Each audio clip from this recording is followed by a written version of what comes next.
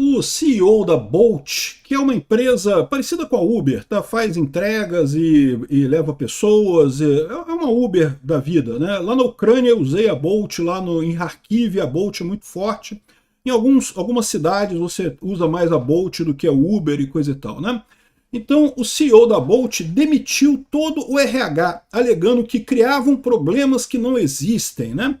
E que coisa, bicho, quer dizer que RH não serve para nada, cara? Eu acho pouco provável que isso aconteça, mas eu acho mais provável esse fenômeno ser aquele fenômeno que eu falo para vocês, à medida que a informação descentralizada e distribuída fica mais acessível, fica mais ampla, você tem menos necessidade de níveis hierárquicos, você começa a ter estruturas mais enxutas. Você vai ver aqui que ele, na verdade, ele substituiu o RH por uma outra estrutura que faz coisas similares. O RH tem a sua utilidade, tá? Principalmente no que tange a legislação e impactos em termos de disputas judiciais posteriores, né? Infelizmente, as empresas precisam se preocupar com isso. Mas, fora isso, realmente, em termos de gerar receita para a empresa, né, tem muito pouca coisa que o RH realmente acrescente à empresa. E daí, essas funções acabam sendo delegadas para outros mecanismos, né? E o curioso é que eu vou ligar isso com o que está falando o Barroso. O Barroso, vocês conhecem, é um ex-ministro do STF, conhecido como Boca de Veludo, né? Que dizem, o pessoal lá de Cuba tem um monte de segredos sobre ele, eu não sei de nada, né? De qualquer forma, é um cara que saiu fugido do STF ano passado e, por algum motivo, os jornais decidiram falar sobre ele de novo. Né? O impacto da inteligência artificial no sistema de justiça é imenso, avalia Barroso. Isso daqui mostra um impacto que não é só da inteligência artificial, é o impacto da tecnologia, da informação descentralizada e distribuída. Tá? Esse pessoal está preocupado, não só o caso do pessoal do RH, como a justiça brasileira, né, os servidores públicos brasileiros de forma geral, é justamente porque a inteligência artificial vai substituir 80% das funções administrativas. Eu diria que vai substituir 99% das funções administrativas, tá? Mas é isso, é isso. A inteligência artificial, as informações descentralizadas vão realmente diminuir mais ainda a estrutura hierárquica dessas empresas e do governo. Por isso que o Lula tem tanto pavor dessa história, por isso que o Barroso está preocupado. Por isso que deve ter gente do RH preocupado com essa possibilidade aqui de sumir, né, o RH das empresas, né? Eu sou Peter Turguniev, esse é o canal Ancapso e essas notícias foram sugeridas por Peter Me Desbloqueia no Twitter, Volta Prêmio Bovino Gadoso e várias outras pessoas. Obrigado aí ao pessoal que sugeriu notícias lá no nosso site, no visãolibertaria.com. E obrigado a você que está assistindo o nosso vídeo. Se você gosta do nosso conteúdo, por favor, deixa o seu like, se inscreva aqui no canal, né? Então tá aqui, ó, o CEO da Bolt, demite todo o departamento de RH, alegando que criavam problemas que não existem, né? E, cara, eu vou te falar um negócio, bicho. Eu já trabalhei em algumas empresas, em alguns órgãos públicos, que o que mais o pessoal faz é isso, cara. Existe toda uma cultura dentro das empresas que é criar problema para você mesmo resolver o problema, né? Eu diria que 90% das funções burocráticas dentro de uma empresa fazem exatamente isso, só isso.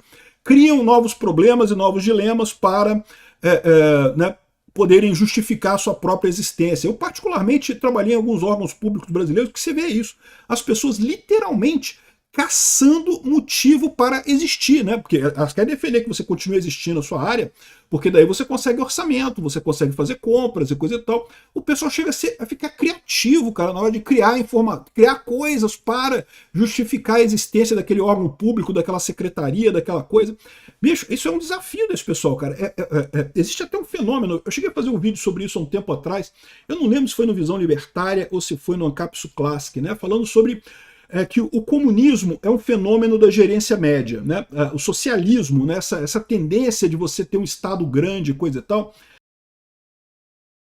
o socialismo ele se dá muito bem entre funcionários públicos de médio escalão, não entre a base do funcionalismo, nem entre o topo, mas o pessoal do meio do caminho ali, porque o funcionário médio ele tende a tentar crescer a área dele para ele ganhar mais poder, né? Se você aumenta o tamanho do Estado, a sua secretariazinha ali, a sua chefia ali, ela aumenta de poder um pouquinho, então acaba havendo uma luta da gerência média dentro do Estado e das empresas também, em função de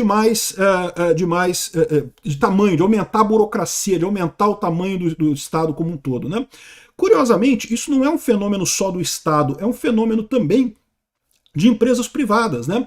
O pessoal coloca a seguinte situação: o CEO da empresa é o cara que está arriscando tudo, ele está botando o dinheiro dele para fazer aquela coisa ali. Então ele é um cara que arrisca mesmo, ele toma decisões e coisa e tal.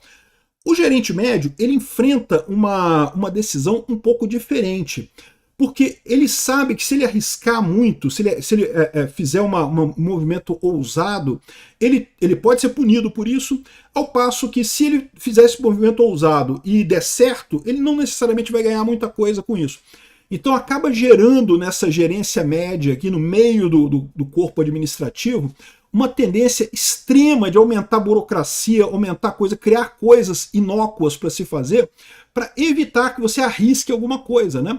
Eu já falei para vocês aqui que por que o funcionalismo público não funciona, por que o Estado é tão ineficiente? O Estado é ineficiente porque o principal incentivo para um funcionário público é não fazer nada.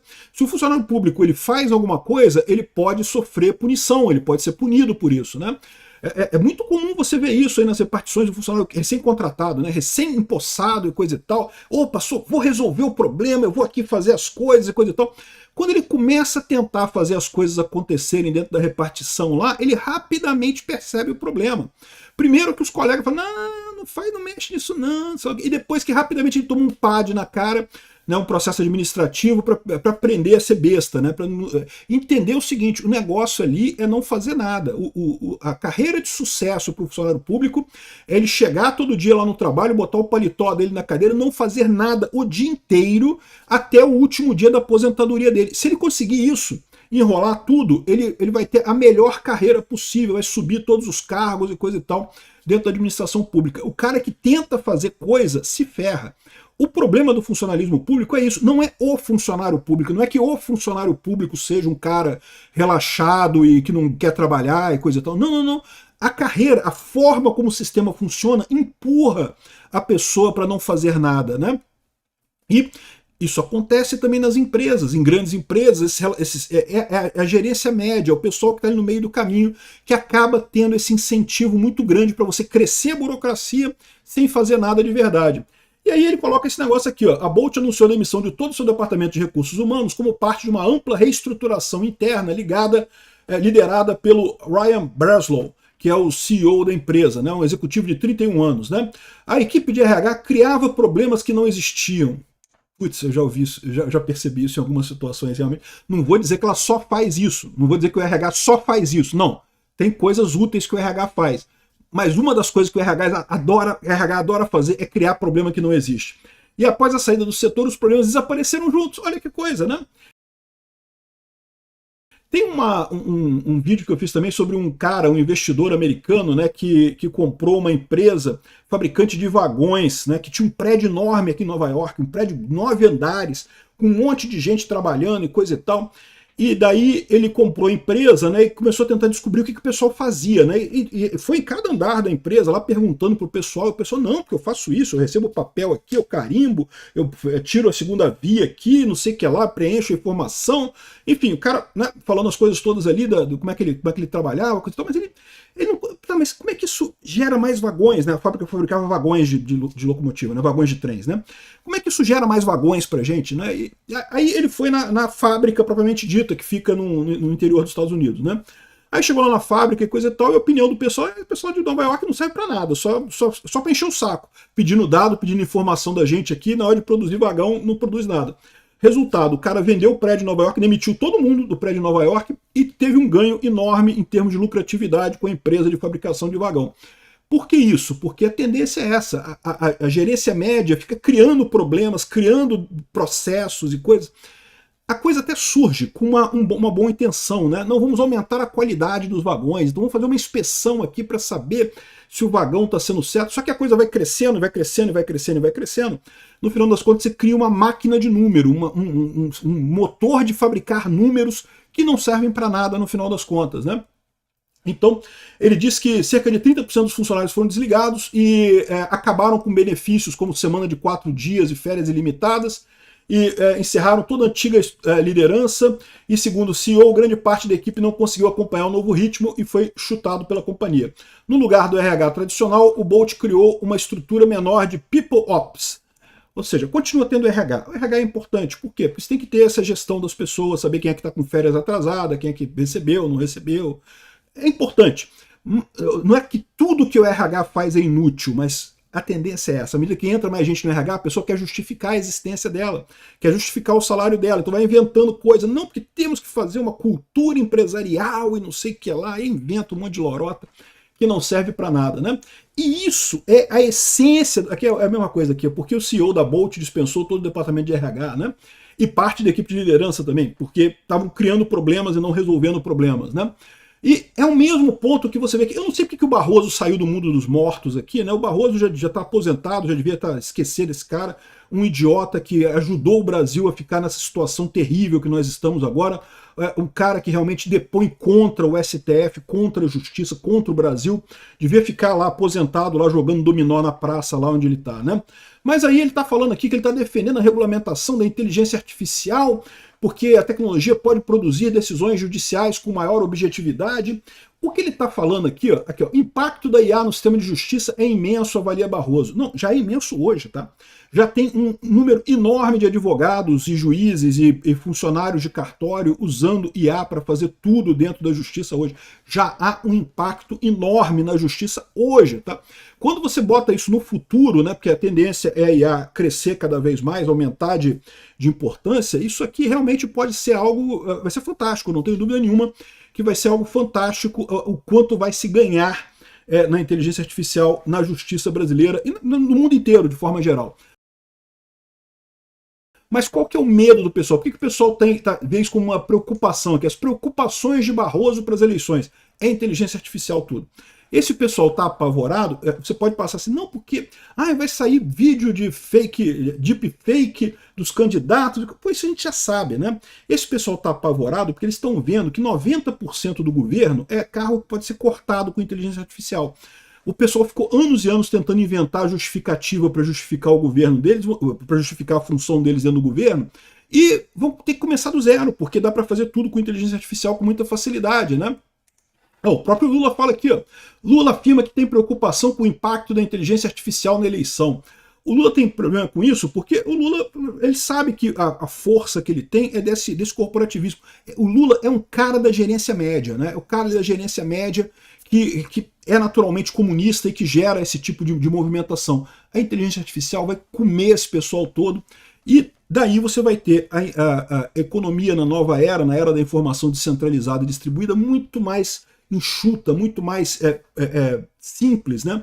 Com resultados muito maiores. Você vai ter empresas muito menores, com equipes pequenas, sem gerência média, com o líder e a equipe embaixo direto, uma estrutura que lembra mais laboratório de pesquisa do que propriamente uma estrutura militar, né? O paradigma atual que você tem de uma grande empresa é uma estrutura militar, se parar para pensar, né? É o general lá, que é o chefão, aí tem os diretores, depois tem os majores, os tenentes e coisa e tal, tem a gerência média, aí tem até o soldado raso, que é o cara que trabalha lá no final das contas, né? Esse é o paradigma atual de uma grande empresa. E no final das contas, isso tende a ir mais para um laboratório de pesquisa. No laboratório de pesquisa tem um chefe, que é o pesquisador mestre da parada, tem um ou dois que são pessoas que mais atuantes ali, e tem o resto da galera que mistura tudo, todas as atividades, não tem ninguém com uma função específica, eu faço isso. Não, você faz o que tiver que fazer ali, tá todo mundo junto para fazer a pesquisa aqui, para gerar um valor qualquer, né? Esse é o paradigma que a gente está caminhando com a era da informação descentralizada e distribuída. É por isso que esse pessoal está apavorado, a gerência média precisa se apavorar mesmo, tá todo mundo fudido mesmo. Obrigado por assistir nosso vídeo até o final, tem alguns links para você nos ajudar aí na tela e também na descrição desse vídeo. Contribua com o nosso projeto.